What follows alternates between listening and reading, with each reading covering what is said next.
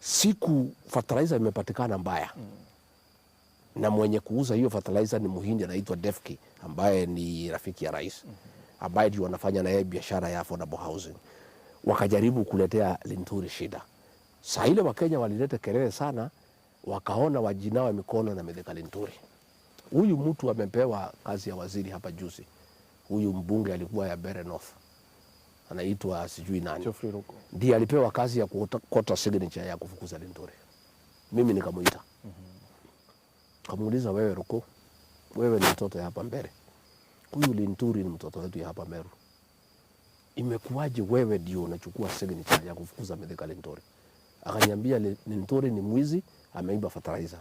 Nikamketisha chini, nikamwambia Linturi hausiki, mwenye mambo ya fertilizer ni Rais William Ruto na Felix Kosgei. Huyu mtoto wetu anataka kuuliwa bure, akuwe sacrificial lamb. Please wachana na hiyo maneno. Unasikia? Ruko akaniambia okay, mimi akatoa list, alikuwa na 82 names akanipatia. Nikaangalia. Akaniambia mimi nimesikia, unless nipewe amri nyingine, hiyo maneno nimewachana naye. Sasa mwenye nani naweza kutoa amri nyingine kuliko mimi? Si ni rais? Nikaweka yeye kwa ndege. Tukatembea na yeye pahali tulikuwa tunaenda na rais. Tulipotoka tukaenda State House na yeye. Tukakula lunch na rais. Akamwambia rais, huyu Ruko huyu ndio anatatiza waziri wetu Linturi, na ndio anachukua masignature ya kufukuza waziri wetu, na huyu waziri hana makosa. Rais anajifanya ni yeye, ni huyu anafanya. Wewe Ruko, sitaki hiyo maneno haya. Asema wewe Rigiji, sasa ni sawa, niwachie hii mtu ninyorosha yeye. Mimi nikatoka nikaenda. Ruko akaenda akaitwa kaongea na rais. Ruko alikuja kunitafuta. Akatoa pesa kibunda $40,000. Akaniambia ndio hili nimepatiwa na rais, nimeambiwa niendelee kuchukua signature ya kukuza Linturi. Nikaita Linturi. Nikamwambia rais ndio mwenye kutumana signature utole. Linturi anasema au si huyu William Ruto amelala kwangu maua, anaweza kunifanyia hivi? Nikamwambia iko namna hiyo. So siku ile lienda ikashindikana. Na ni mzuri nieleze. Linturi akaokolewa pale bunge. So asubuhi moja rais tukiwa hapo kwake akaniambia huyu Linturi sasa ile mambo yake si imeisha.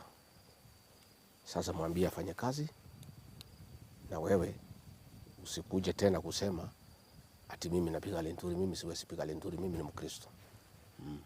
Kwa hivyo mwambie sasa afanye kazi, na hii maneno ilifanyika tuachane naye. So mimi nikafurahi. Tulikuwa tunaenda Safari Park, kulikuwa na mkutano ya CDF. Nikiwa barabarani Linturi amenipigia. DP yuko wapi? Namwambia naenda Safari Park. Mimi nashikwa. Nashikwa na nani? Na DCI. Kwa nini? Ati mambo ya fertilizer. How come? Mimi hata sasa nimeingia hapa Ikulu, Subaru wananifuata, nataka nikamatwe. Ati DPP ameithinisha ati niko na makosa nipelekwe kotini. Nataka uulize rais kama mko na yeye kama anajua hiyo maneno. Nikamwambia hakuna waziri Kenya anaweza shikwa bila rais kujua. Are you sure? Akaniambia ndio. Haya. Katoka hapo. Nilikuwa mbele ya rais, kufika tu nikamuita kando, nikamwambia rais nataka tuongee kidogo. Akasema iko nini? Nikamwambia iko kitu very urgent. Akasema haiwezi ngoja. Nikamwambia hapana. Iko nini? Nikamwambia rais, si asubuhi niambia Linturi afanye kazi. Mbona huku niambia anashikwa? Kuna mtu Kenya waziri anaweza shikwa bila yeye kujua? Akasema hapana. How come Linturi anashikwa? Either wewe si mtu mzuri ama hujui nini naendelea Kenya. So akajifanya akapiga masimu. Luckily alipiga simu ameweka speakerphone, akapigia DCI. DCI, hii maneno mimi nasikia Linturi nashikwa ni maneno gani? Sijui nini, tulichunguza nini, lakini DPP ameapprove. Kwa nini mnashtakia bila mimi kujua?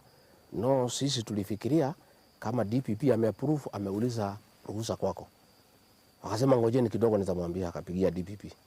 DPP iko namna gani? Hii maneno ya Linturi iko namna gani? Tumetaka ashtakiwe. Kwa nini?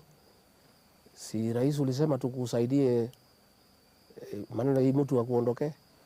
Karia rais alikuwa ameweka speakerphone akasema. Unasikia? Sasa ndio nikajua ndiye mwenye kupanga hii maneno.